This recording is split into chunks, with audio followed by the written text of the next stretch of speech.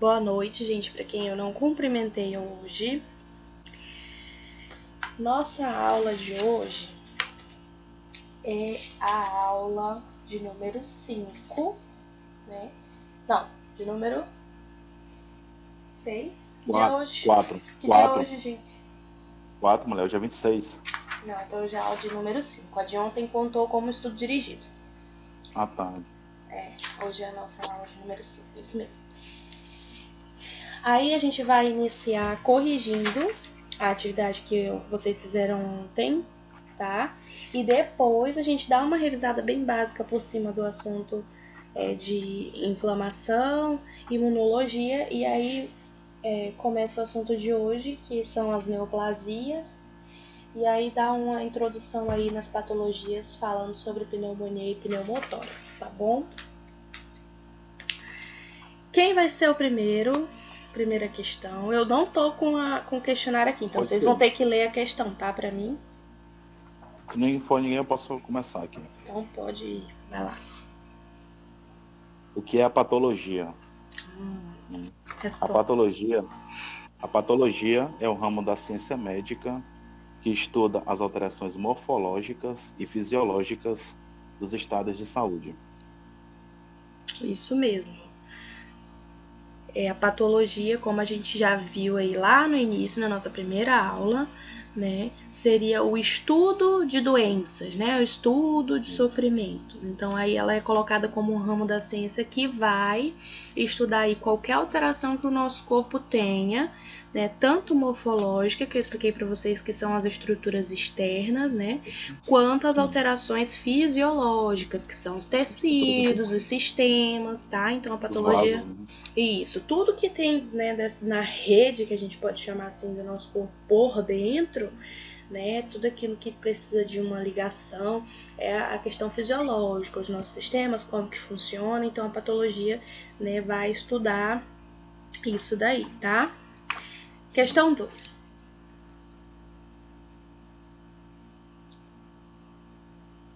Bora, gente, eu vou chamar a Railene.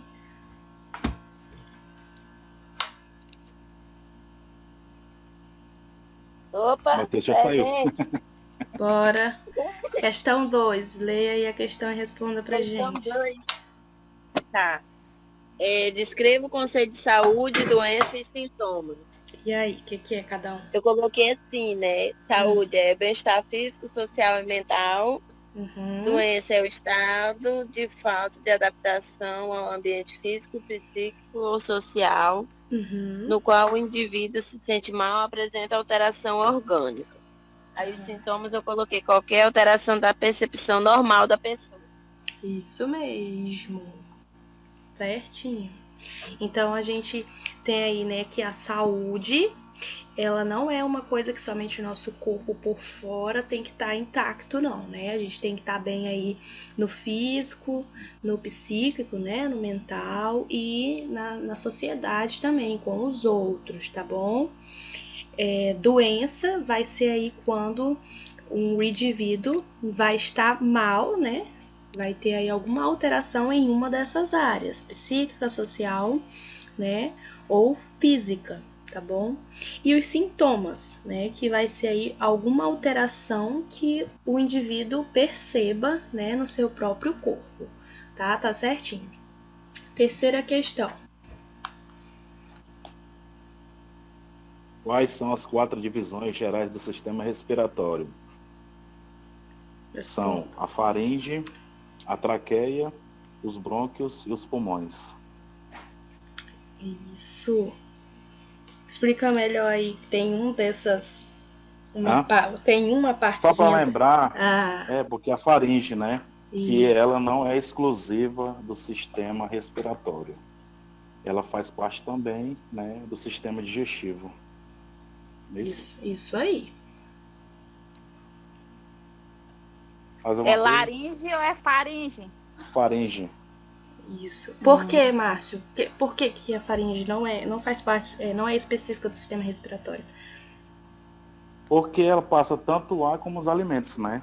Por isso que ela não é exclusiva do sistema, né, respiratório. Porque através dela passa os alimentos também, né, pela faringe. É isso mesmo.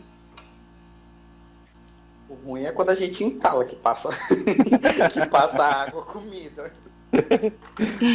Por isso que. Aí por isso que vocês. tem- Alguém lembra dessa minha explicação? Lembro, sim. E aí? Lembro. A professora explicou isso aí super bem, em anatomia. Foi. Ah, tá. Não, também. Foi. E eu dei uma Ela lembrada fala- nisso daí. Ela exemplificou pra gente como se fosse tipo uma válvulazinha que quando a gente vai respirar, ela fecha e quando a gente vai engolir, ela abre. Mais ou menos, de grosso modo, dessa forma ela explicou pra gente. Foi exatamente. Tu não tava na aula, não, bonito, quando eu falei isso. Estava de ressaca. Parabéns pra você, que bebe antes de dar aula. Exatamente, é como se fosse um caninho mesmo, que é a glote, né? Epiglote, na verdade, e tem uma tampinha, a gente pode dizer que sim, que é a glote, né? E quando a gente está respirando, essa tampinha levanta para o ar passar. Quando é comida, água, né? Essa tampinha fecha automaticamente para que ela não entre para a traqueia e sim vá lá para a faringe, para o esôfago e vá para o estômago. Quando ocorre o engasgo é que não dá tempo dessa tampinha fechar rapidinho, né? E aí, como que a gente pode dizer assim, entra pro buraco errado, né? Aí Uhum. a gente tosse, que é pra poder voltar, tá? Quinta questão, gente. Não, quarta. É quarta? Isso. Essa foi a terceira que eu falei. Então, É próximo. quarto, vou ler. Vamos lá. Qual pulmão tem apenas 2 lábios separados por uma única fissura oblíqua? Isso. Qual é o pulmão? Eu vou dizer, o pulmão esquerdo tem apenas 2 lábios, superior e inferior. Isso mesmo. E o pulmão direito? Quantos pedaços ele tem? Ele é dividido em quantos lobos? 3 lobos. 3. Quais são eles? Superior, médio e inferior. Isso aí, muito bem. Próxima questão.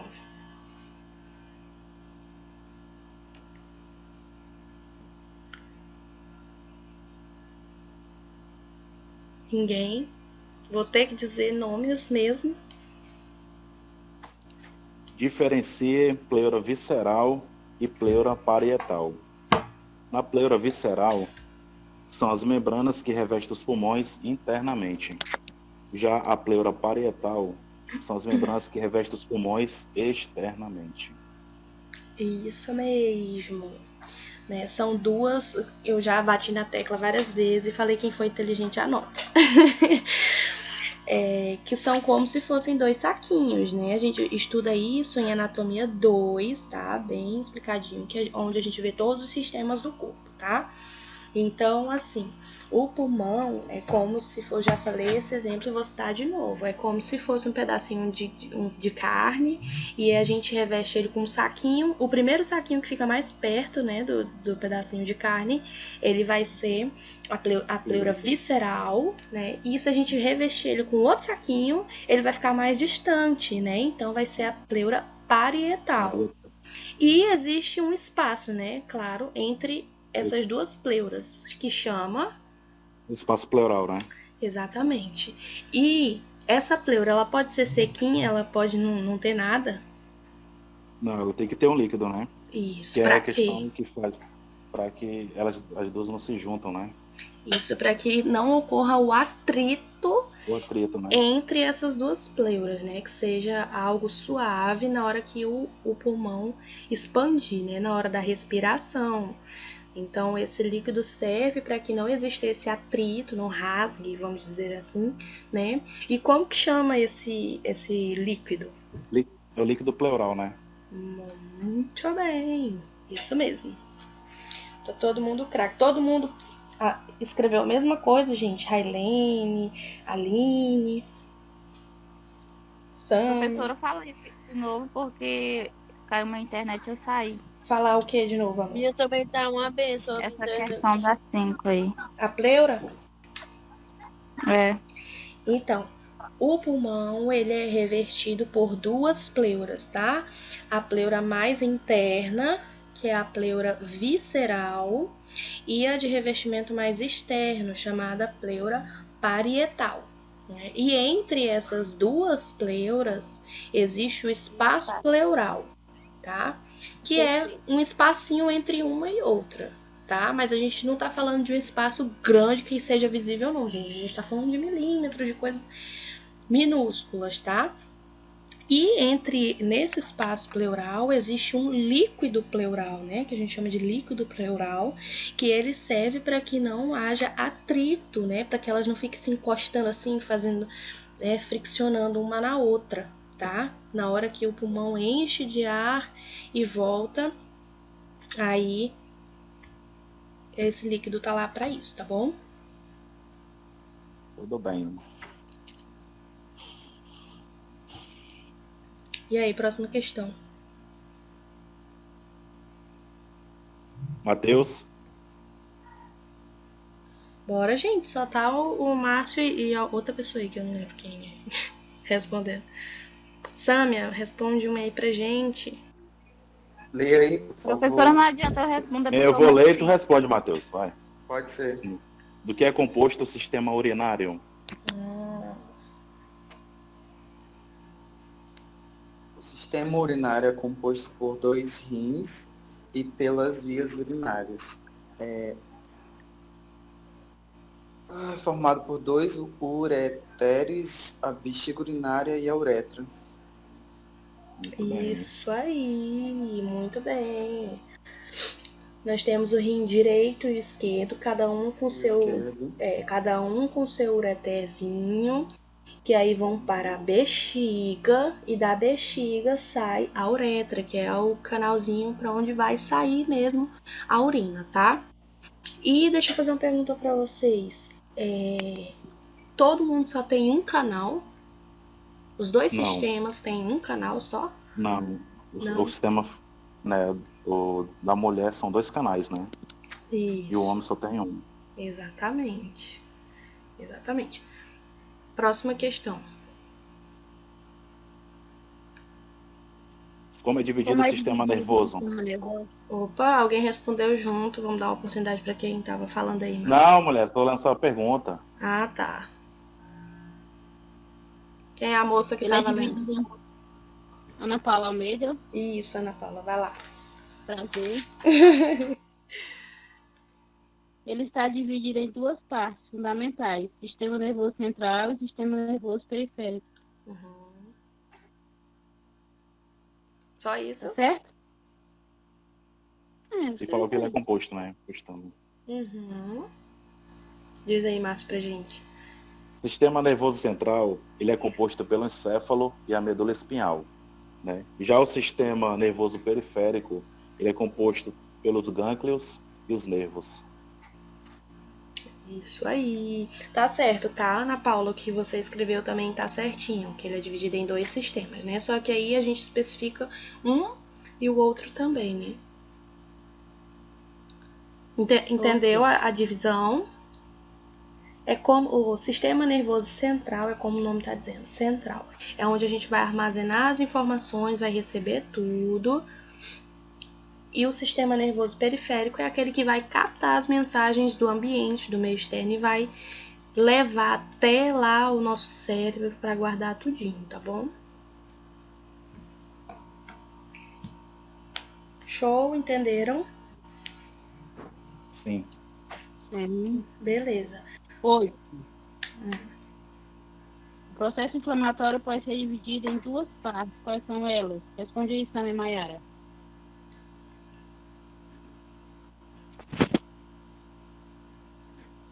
Menina, dá o tempo. Vai, Sâmia, tu tá calada demais. Professora, eu não tive tempo para fazer. Mas tu não consegue falar nem um pouquinho agora o que tu acha? Tá aí na tela, ó. Qual é a pergunta? Lê de novo, Ana Paula, pra ela.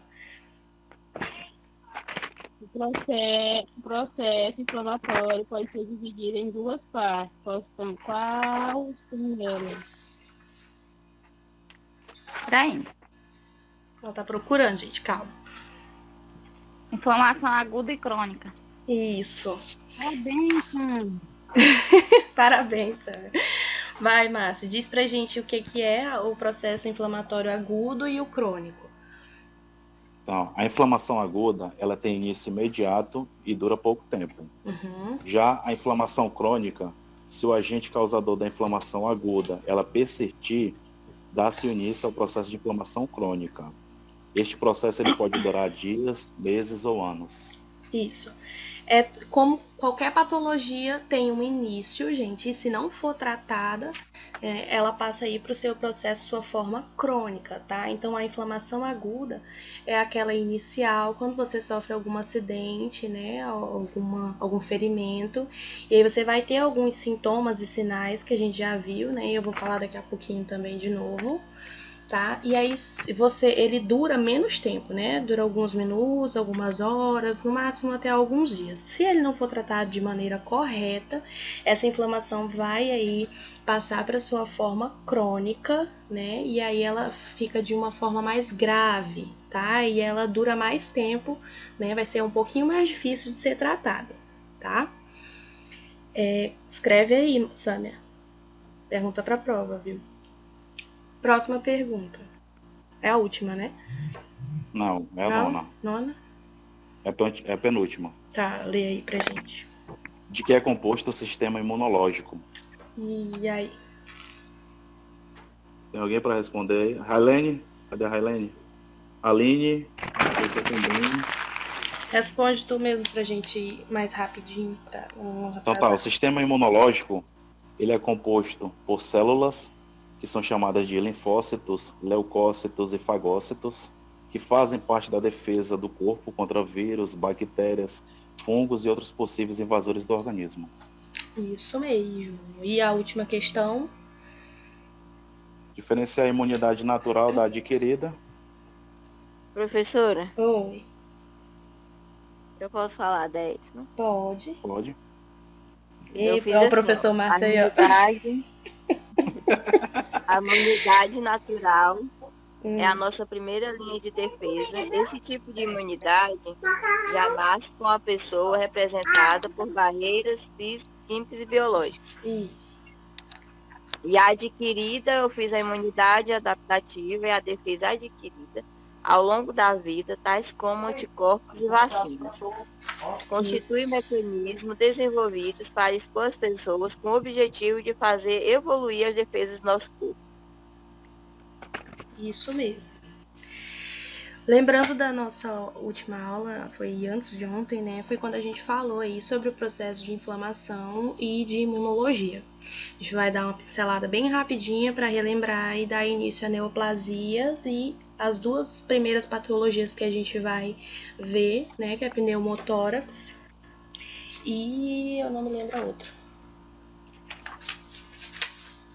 Hein? Pneumonia e pneumotórax. Pneumonia e pneumotórax hoje, né? Então, sobre a inflamação. A gente também pode chamar de processo inflamatório, né? Que vai ser uma resposta natural do nosso organismo, tá? Ele faz o processo inflamatório no intuito de defender o nosso corpo de algum vírus, alguma bactéria que possa surgir, tá? Então, o processo inflamatório aí nada mais é do que o nosso corpo combatendo algum tipo de vírus, de bactéria que possa estar causando, né, alguma doença na gente, tá? Sabe, cadê a caneta azul?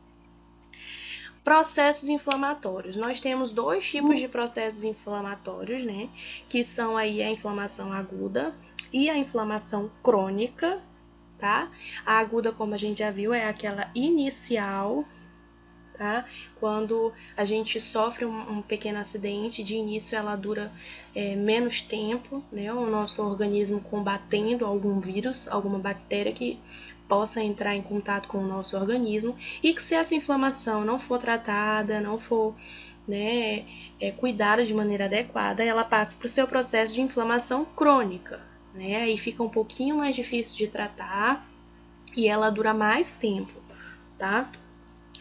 Aqui foi o que a gente viu na última aula, alguns sintomas da inflamação aguda e alguns sintomas da inflamação crônica, tá? E aqui Nessa imagem, a gente vê alguns sintomas e alguns sinais que a gente aprendeu a diferença entre sintoma e sinal. Alguém sabe me dizer se o calor, né, a quintura e a febre, por exemplo, que está representada aí como calor, se ela é um sinal ou um sintoma? Um sintoma. Por que que é um sintoma? Porque a pessoa sente, mas a pessoa de fora ela não vê. Exatamente, essa é a grande diferença entre sintoma e sinal. O sintoma é aquilo que o indivíduo vai sentir, é alguma alteração, né, que a gente sente no nosso organismo e que se eu não comunicar para alguém que está, né, cuidando, saber, né? ele não tem como saber. Né? Já o rubor aí, nessa segunda imagenzinha, o Isso é um rubor sinal, né? é um sinal. O rubor é quando a gente fica meio avermelhado, né? Às vezes quando a gente tá com febre, tá muito alta, fica com rubor. A questão da inflamação também deixa a área avermelhada. Isso aí é um sinal de inflamação, porque qualquer pessoa que botar o olho vai ver que tá tendo alguma alteração orgânica aí, tá? O inchaço também, a gente vê uma alteração no corpo, né, do paciente, do indivíduo, e a gente vê que tá inchado, que tá alto, não tá no seu estado normal, natural, então aí é um sinal. Não vai Já nem precisar nem falar, né? não, ele não precisa Já vai... dizer. A gente está vendo que tá alto, que tá em formato diferente, né? Geralmente vai estar avermelhado também, inflamação causa aí esse rubor, essa vermelhidão, tá? É tanto que você pegar na área próxima da inflamação, a gente vai sentir quente, que é esse calor aí, tá? Se você pegar numa área mais distante, né? Você vai ver que a temperatura vai mudando. A inflamação causa aí esse calor, esse inchaço. Só que a dor, por exemplo, a gente está utilizando aí esses desenhos para a gente poder diferenciar sintoma de sinal. A dor vai ser apenas um sintoma, porque se eu não te falar que eu estou sentindo uma dor de cabeça, por exemplo, como é que tu vai adivinhar? Não tem como. Então a dor é um sintoma, tá? E a perda da função. A perda da função também pode ser um sinal, dependendo de qual perda que a gente está falando, mas na grande maioria dos casos, né, ela é um sintoma, tá? A questão da imunologia, a gente viu que ele é um ramo da ciência, né, que vai estudar aí o sistema imunológico e o que pode afetar o nosso sistema imunológico, né? Ele é composto aí por linfócitos, leucócitos e fagócitos, né, que fazem a nossa defesa do nosso corpo, né, contra vírus, bactérias, fungos, protozoários, né, qualquer tipo de invasor do nosso organismo. E essa imunologia, ela tem aí uma divisão. Ela pode ser com uma imunidade natural e uma imunidade adquirida, né? A natural é aquela que a gente já nasce com ela, tá? A gente não precisa adquirir ao longo da vida. Que são peles, cílios, lágrimas, né? Plaquetas, a saliva. Perdão, gente. E a imunidade adquirida, que também pode ser chamada de adaptativa ou específica, né? É aquela defesa que a gente vai adquirir ao longo dos dias, do tempo, né? As vacinas, os anticorpos, tá? Então, as duas, a imunidade adaptativa, ela vai agir em conjunto para reforçar a imunidade inata, né? Aquela que a gente nasce com ela, tá bom? E na aula de hoje a gente vai falar um pouquinho sobre neoplasias, tá? As neoplasias... A neoplasia vai ser aí a proliferação anormal, autônoma e descontrolada de algum tecido do corpo, né? Que a gente pode conhecer também como tumor. Gente, quem tá com a apostila aí, grifa isso aí, ó, neoplasia. Proliferação anormal, autônoma e descontrolada de um determinado tecido do corpo, mais conhecida como tumor, tá? Anotem aí, grifem, que isso aí é muito importante. E a gente já ouviu falar nisso na outra disciplina, né? Não foi? Alguém lembra? Isso mesmo, isso mesmo. Isso aí.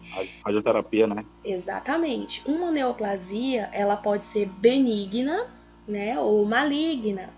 No caso, por exemplo, de um câncer, né, ela é uma neoplasia maligna, né? Então vai ser aí o crescimento desordenado de células, que pode ser tanto para o bem quanto para o mal. A neoplasia benigna, né, ou um tumor benigno, que a gente pode chamar assim, é um tumor que apresenta aí um crescimento lento, tá? Grifem isso aí também, tá? Neoplasia benigna é um tumor que tem um crescimento lento, tá? É organizado, tá? E é formado por células semelhantes àquelas do tecido normal, tá? Então elas crescem devagarzinho, organizadas e muito parecidas com as células normais, tá? Essa é a característica da neoplasia benigna. A neoplasia. Por isso que, Oi, Érica, só cortando aí o que tu tá falando, diga. é por isso que a importância da cura, né? Quando ela é benigna. Por conta que aí o Exatamente. crescimento dela, apesar do crescimento dela ser lento, né? Aí já tem como você, né, tratar. Exatamente.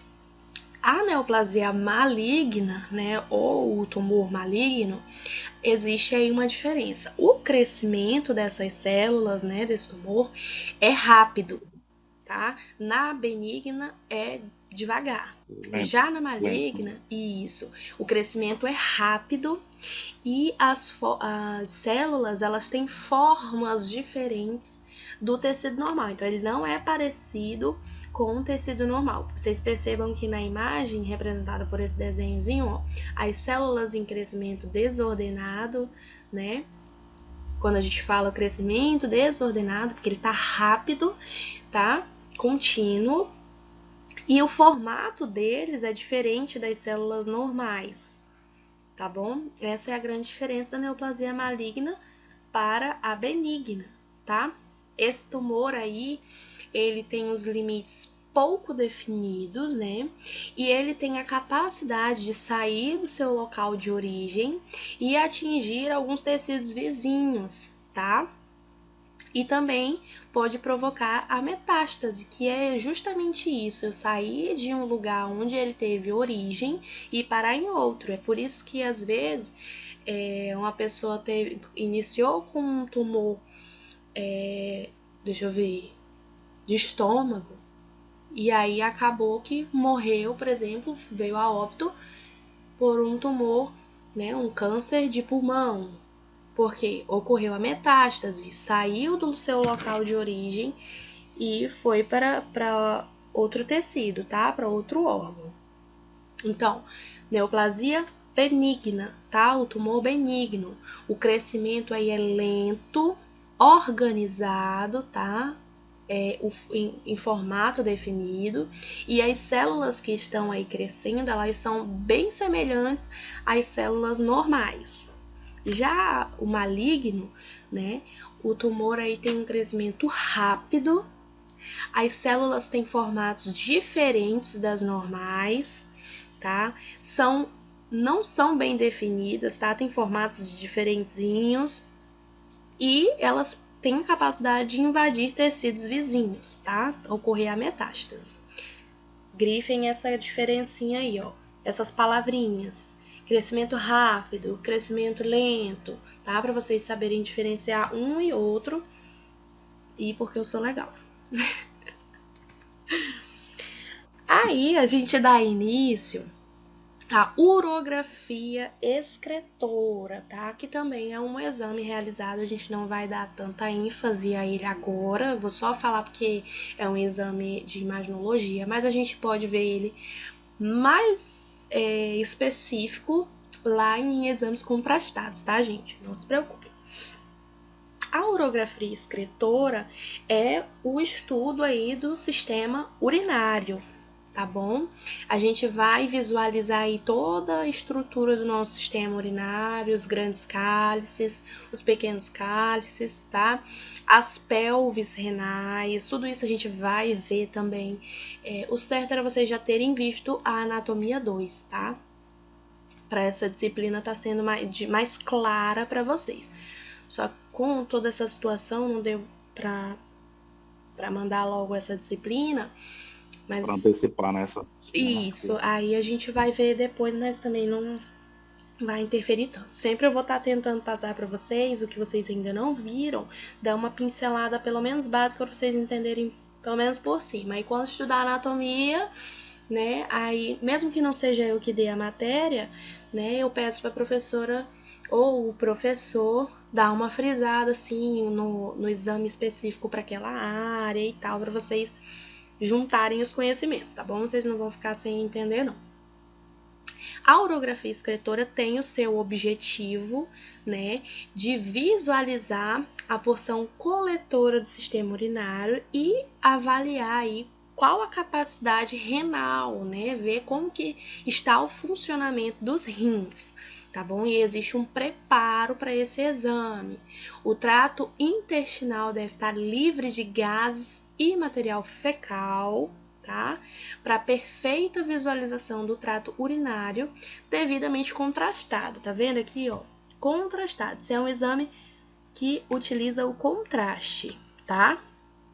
Na imagem a gente pode ver ó, o desenho como que é, mais ou menos no desenho, e aqui como que fica, tá? Por que que tá branquinho aqui, ó? Tá vendo que tá bem visível? Isso aqui é a pelve renal, gente. Os pequenos cálices, porque com marcador tá difícil de ver. Vocês estão vendo que tá fazendo tipo um Uzinho aqui no começo?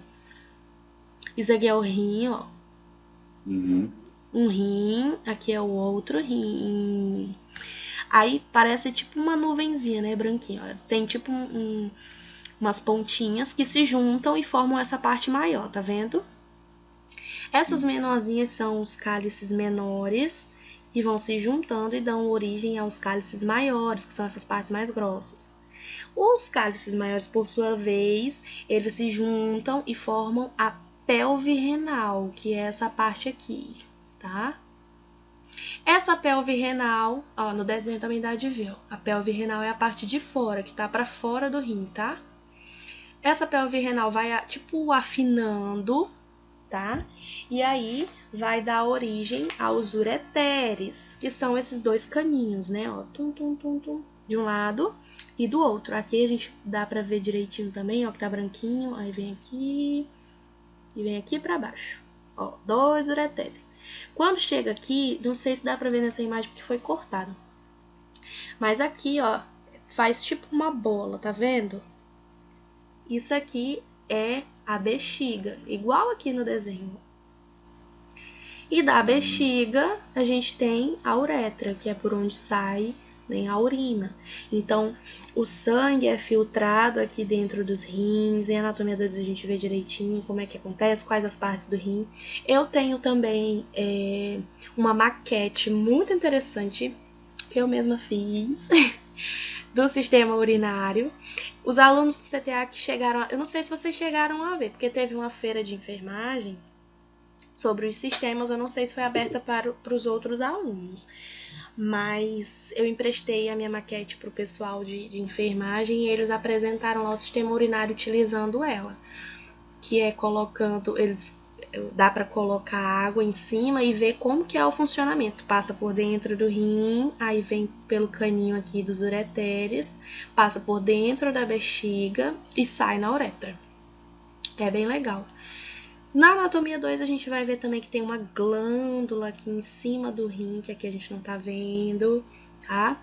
Mas não mais. Se alguém perguntar para vocês qual o exame que é feito para analisar a funcionalidade do sistema urinário, dos rins, vocês podem estar dizendo aí que é a urografia excretora, tá?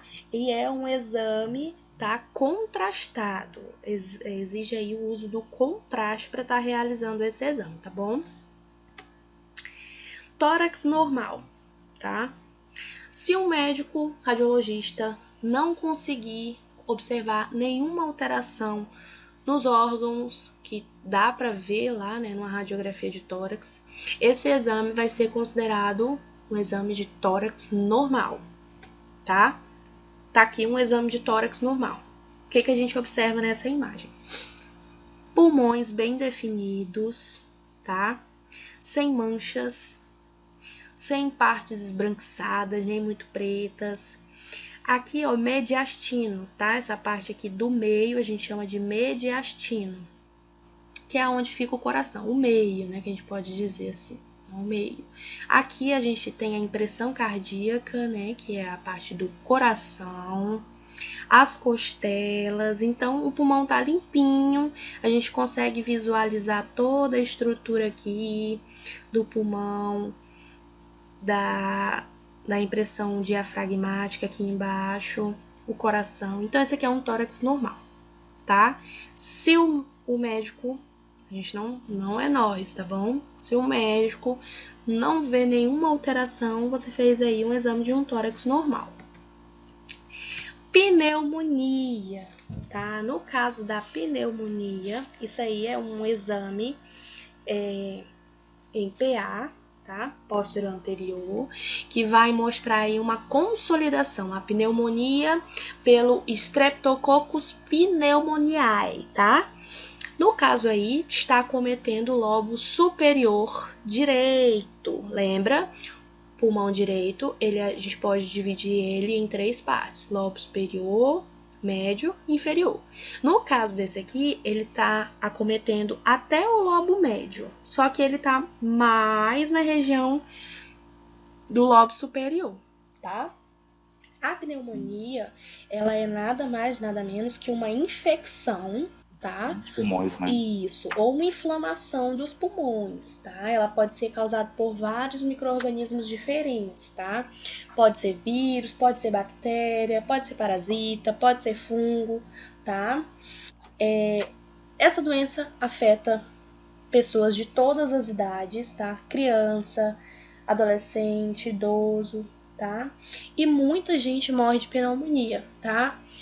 Por conta dos sintomas, achar que é só uma gripe, não dá importância para cuidar, para procurar, para tomar um medicamento.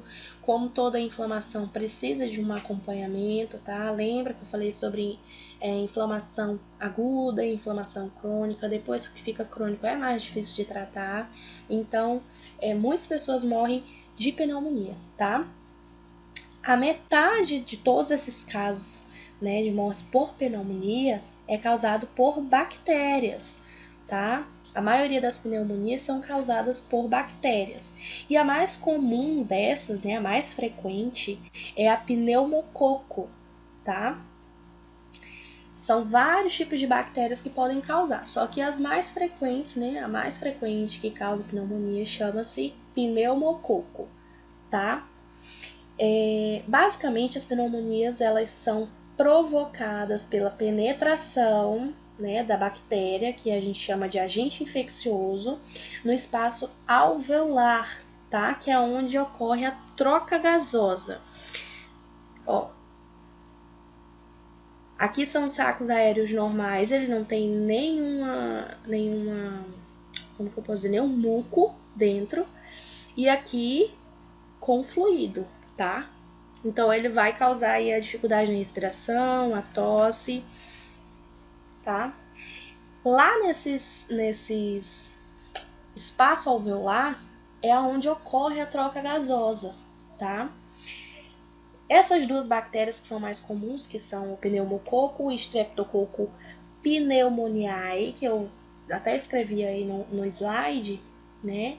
São algumas bactérias, né, que têm formas de coco, né, que são as mais comuns, que causam a pneumonia e também a meningite, tá? Em adultos. E podem causar outras doenças também, né? Mas, no caso, se elas entrarem no sistema respiratório, elas vão causar aí a pneumonia, tá? Os sintomas da pneumonia, ó, isso daqui é a bactéria, tá? Formato de coco. Os sintomas da pneumonia podem estar aí febre alta. Por que febre alta? Me diga aí, Márcio, por que você acha que tem febre nos sintomas da pneumonia? Tu sabe? Gente, eu acabei de Isso é falar que é muito. pneumonia, nada. Isso, alguém disse aí lá atrás. Isso o quê que eu não escutei? Como é que é? Ela gritou lá atrás, inflamação. Ah, tá. Isso mesmo, gente. Quando eu comecei a falar de pneumonia, eu falei que a pneumonia nada mais é do que uma inflamação ou infecção.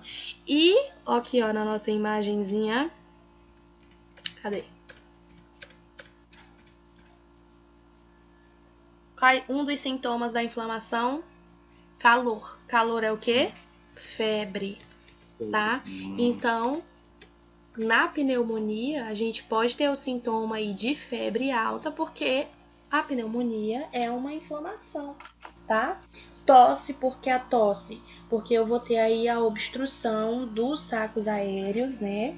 Que é onde ocorre a troca gasosa.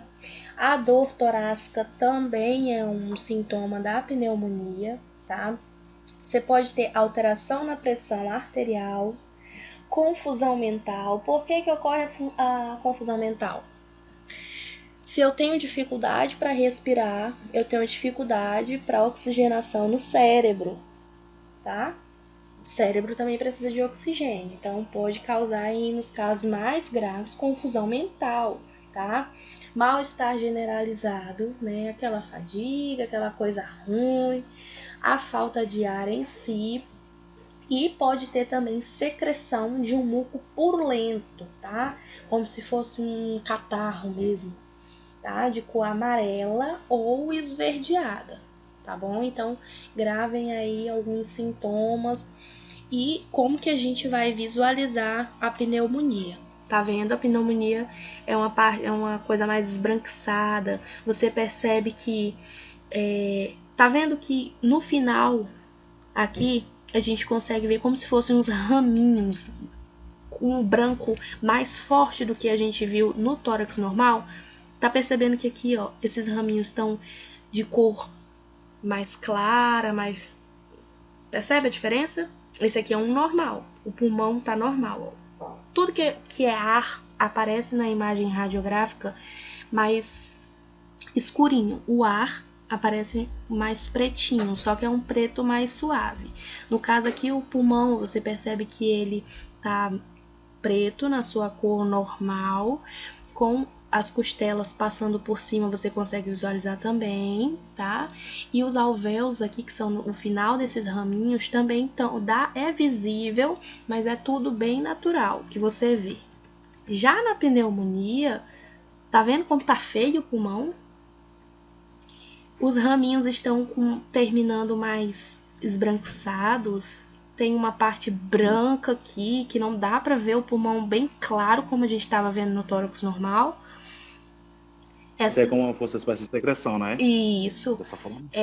Aqui é a inflamação dos alvéolos, aonde ocorre a troca gasosa, tá? Então aparece mais esbranquiçada a imagem, tá? Só que você consegue...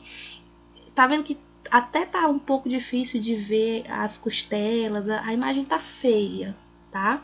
E aqui a gente pode dizer que é uma radiografia de tórax em PA, tá? Onde a gente pode observar pneumonia acometendo os lóbulos superior e médio do pulmão direito, tá? É uma forma da gente analisar essa imagem. O que a gente fala? A gente fala qual é o exame, tá? Radiografia de tórax. A gente fala o que a gente observa na imagem. No caso, a gente está observando pneumonia. Então, eu falo aonde pode ser observado, né, a pneumonia. Ou você pode dizer primeiro que é uma imagem, uma radiografia de tórax com acometimento, a gente pode dizer assim, onde que está acometendo um lóbulo, né? Então a gente pode falar que é uma radiografia de tórax com acometimento de lóbulo superior e médio do pulmão direito. A gente diz qual é o pulmão que está acometido também, tá? E a patologia que você está observando. No caso, a gente está vendo a pneumonia, tá? São formas da gente analisar a imagem e dizer o que a gente está vendo. Tá? A gente diz qual é o exame, a gente diz qual é o pulmão que está sendo acometido, o lóbulo que está sendo acometido e o que está acometendo. No caso aqui é pneumonia.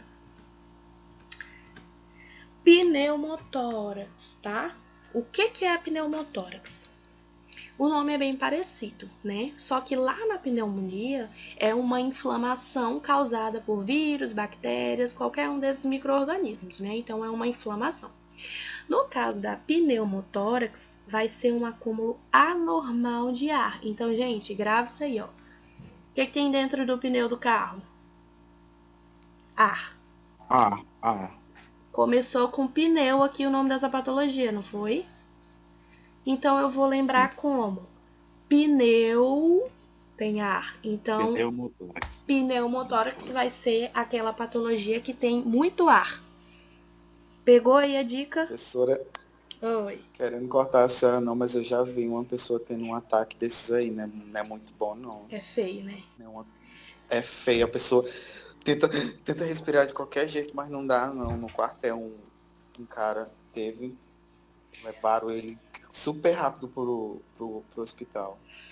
Gente, não é bonito ninguém com falta de ar. Por isso que rolou, não sei se vocês chegaram a ver vários vídeos de pessoas aí com a Covid, que também é um comprometimento aí pulmonar, né? Ocorre aí um comprometimento dos alvéolos, onde ocorre a troca gasosa, ocorre uma inflamação lá, que tem um sintoma bem parecido com a pneumonia, né? É a inflamação causada por um vírus, e uma pessoa sem ar é muito feio, gente. Nossa senhora. É tanto que morrer enforcado. Dizem que é uma das piores, né, mortes. Mas voltando aqui, ó. Peguem a dica de como que a gente vai diferenciar uma patologia da outra quando eu perguntar o que é cada uma. Pneumonia é aquela mais comum, todo mundo conhece, né? É uma inflamação, tá? Causada por um vírus, por uma bactéria. Então, a pneumonia é inflamação, tá? Pneumotórax, começa com pneu. Dentro do pneu do carro tem ar. Então, pneumotórax vai ser quando se tem acúmulo anormal de ar entre o pulmão e a pleura, tá? Que reveste internamente a parede do tórax, tá? O espaço pleural. Então, quando se tem um excesso de ar no espaço pleural, tá? O ar vai comprimir o pulmão e vai causar dificuldade para respirar. Olha aí a imagem de uma pneumotórax. Lembra que eu falei para vocês que quando é ar, a gente vê mais escuro? Sim. Uma imagem fica mais radiolúcida. A gente chama de imagem radiolúcida aquilo que fica mais escuro, tá? E uma imagem radiopaca é aquela que fica mais claro, mais branco, tá? E aí nessa imagem, a setinha tá mostrando pra gente, tá vendo que o preto tá mais escuro do que desse lado aqui, ó, esse pulmão aqui não tá tendo acometimento. Mas esse daqui, ó, tá vendo que a parte escura tá até dificultando um pouquinho a visualização das costelas? Sim. Eu vi uma imagem preta, tá? Eu tô vendo na imagem aqui preto, eu já lembro que é ar. E quando fala de ar, eu tô falando de pneumotórax, tá bom? Então, pneumotórax vai ser o acúmulo anormal de ar entre o pulmão e a pleura, né? E vai ser aí quando o ar vai comprimir o pulmão e vai dar aí a dificuldade na hora de respirar, tá bom? Quando essa compressão é muito grande, pode fazer até com que o coração se desloque, tá? E vai causar até alteração dos batimentos cardíacos, que pode causar até a morte, tá? Então, a compressão em casos mais graves pode ser tão forte que vai atrapalhar até nos batimentos cardíacos, tá? O coração fica bem espremidinho aí entre os pulmões, que quando a pressão é grande, aperta o coração também, desloca ele e aí pode causar até a morte, tá?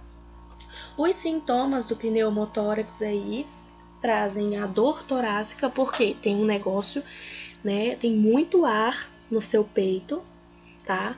Ar também precisa de espaço, então vai causar dor, tá?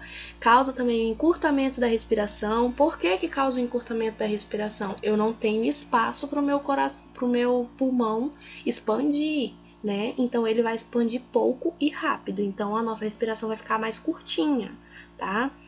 Vai ter agitação, porque o coração está sendo comprimido, sua respiração está sendo curta, então tudo vai ficar um pouquinho mais rápido. Então você vai, consequentemente, vai ficar mais agitado, a circulação vai ficar mais rápida, tá? Cansaço, tá? Você fica cansado muito rápido, porque o seu coração já tá, olha, aceleração dos batimentos cardíacos. Seu coração já tá batendo um pouco mais forte, você já tá respirando com dificuldade, com a respiração mais curtinha, tá? Então, qualquer esforço que você fizer, rápido, muito fácil, você vai ficar cansado, tá? É a ausência do fôlego, né? Exatamente. E a cianose, quem lembra o que é a cianose? Lembro. Cianose É quando fica aquela pele azulada, né? Isso, ele correu para responder. Isso mesmo, cianose é a pele azulada, roxeada, a gente pode dizer assim também. E ela é causada, né? Uma das suas causas é a falta de ar, tá? Então, a pneumotórax pode trazer como sintoma aí a cianose, tá? Que também é um sinal, tá bom? O que a gente tem que ter cuidado, né, nesses casos? No caso a gente não, né? Os médicos e tudo, tá? Tem que se ter cuidado quando um exame é muito penetrado, né? Porque o escuro dos campos pulmonares, né, também podem ser adquiridos em virtude de uma técnica ruim, tá?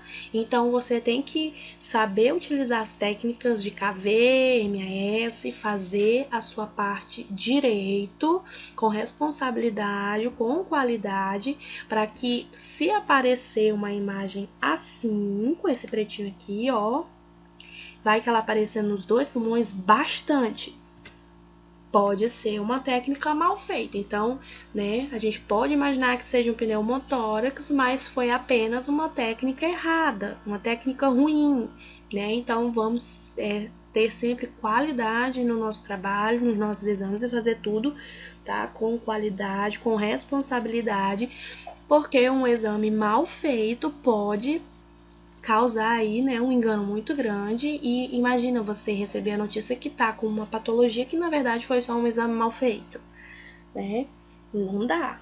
Já vi casos vocês já ouviram casos de um paciente que fez um exame numa cidade onde tava sujo o equipamento, né, de raio-x, saiu na radiografia no pulmão como se estivesse com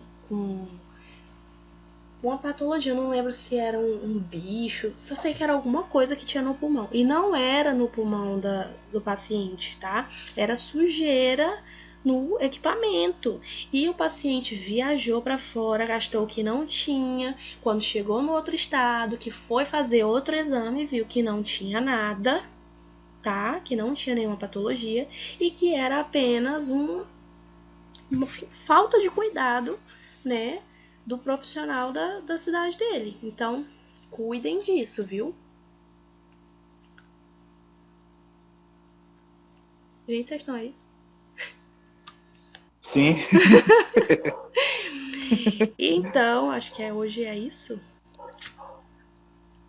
Deixa eu olhar aqui. Tu falou pneumotórax. Aí amanhã é derrame pleural, né? Isso, amanhã é derrame pleural.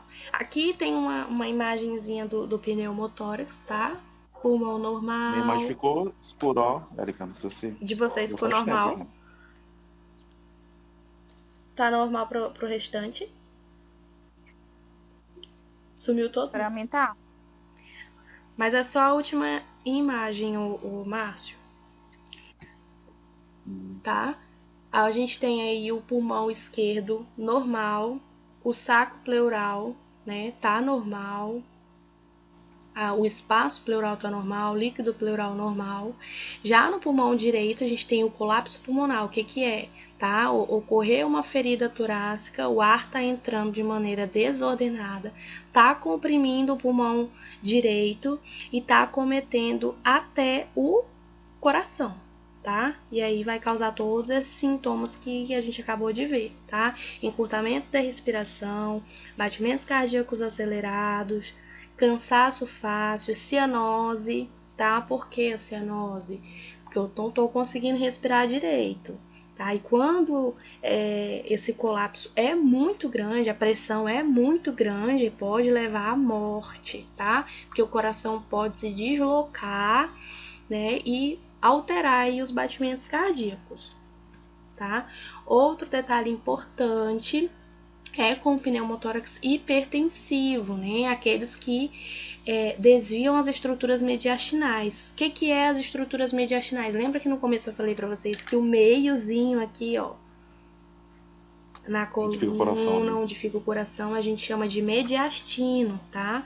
Pneumotórax hipertensivo é aquele que é tão grave que ele vai deslocar essas estruturas mediastinais, tá? E aí tem que ter a intervenção rápida. Ele acumula muito ar, a pressão é muito grande, tá? Diminui o retorno venoso para o coração, as artérias, comprime tudo de tanto ar e aí pode levar o paciente a óbito, tá bom? Entenderam como é que a gente faz a diferença entre um e outro? Pneumotórax, lembra? Pneu, o que tem no pneu do carro? Ar. Então, a gente viu pneumotórax, a gente já sabe que essa patologia, né, ela é aí uma patologia onde a gente tem muito ar, né, o acúmulo anormal de ar no pulmão, tá bom? Esse ar vai comprimir o pulmão e causar dificuldade para respirar. Pneumo, acúmulo anormal de ar. E a pneumonia? Pneumonia vai ser aí a inflamação, tá? Vai ser uma inflamação, isso, tá? Que pode ser causada por vírus, por bactérias, por protozoários, tá bom? Só que, na maioria dos casos, né, ela é causada aí por vírus. No caso, são dois os mais comuns, Streptococcus, né? Ou informalmente pneumococo, que a gente chama, tá bom? Sim. Certinho, então. Amanhã a gente continua falando, deixa eu ver qual é amanhã. Derrame pleural.